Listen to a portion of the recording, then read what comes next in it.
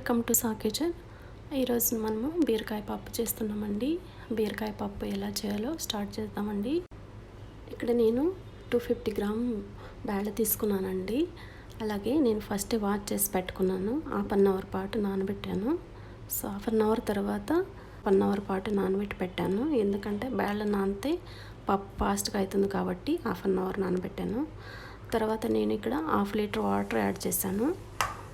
ఇక్కడ 250 గ్రామ్ బీరకాయ తీసుకున్నానండి.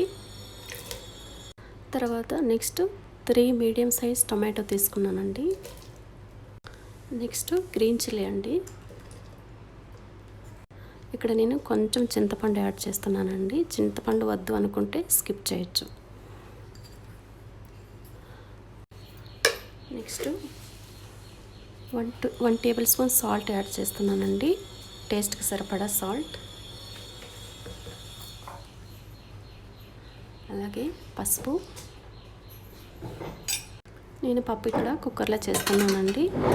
సో ఇలా కవర్ చేసి ఒక 7 విజిల్స్ వచ్చేంత వరకు వెయిట్ చేయండి పప్పు. నెక్స్ట్ బీరకాయ పప్పు అంతా ఉడికిన తర్వాత నెక్స్ట్ ఇలా అంతా మ్యాచ్ చేసుకోవాలండి. నెక్స్ట్ పప్పులోకి తాలింపు పెడుతున్నానండి. ఇక్కడ నేను 3 టేబుల్ స్పూన్ ఆయిల్ యాడ్ చేస్తున్నాను. ఆయిల్ హీట్ అయిన తర్వాత ఆవాలు వేస్తున్నాను. నెక్స్ట్ శనగబాళ్ళు, జీలకర్ర, next onion, next garlic, next curry leaves.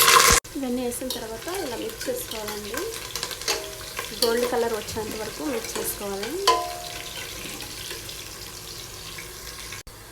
So ఇట గోల్డ్ కలర్ వచ్చాయి కదండి. ఇప్పుడు నేను రెడ్ చిల్లీ లైట్గా యాడ్ చేస్తున్నానండి. ఎందుకంటే రెడ్ చిల్లీ ఫస్ట్ వేస్తే ఎంత మాడిపోతాయి. సో అందుకని నేను లాస్ట్లో వేసానండి. నెక్స్ట్ నేను ఇప్పుడు బీరకాయ పప్పు అంతా యాడ్ చేస్తున్నానండి. సో పప్పు అంతా వేసిన తర్వాత నెక్స్ట్ అంతా ఒకసారి మిక్స్ చేసుకోవాలండి. మిక్స్ ఇదంతా బాగా కలుసుకుంటుంది అనమాట.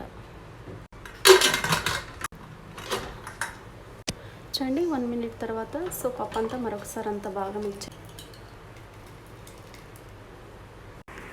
సో బీరకాయ పప్పు రెడీ అండి. ఒకసారి మీరు కూడా ట్రై చేసి మీకు ఎలా వచ్చిందో కామెంట్ సెక్షన్లో కామెంట్ పెట్టండి.